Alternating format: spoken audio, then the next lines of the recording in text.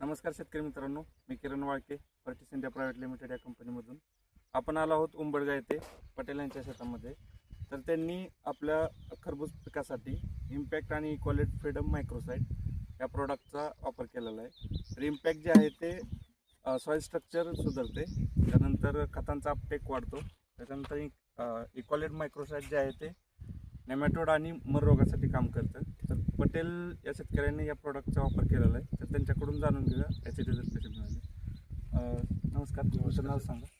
मी आजीज बाबू पटेल, उंबरगा बुजुर्ग, तालुका औसा, जिल्हा लातूर.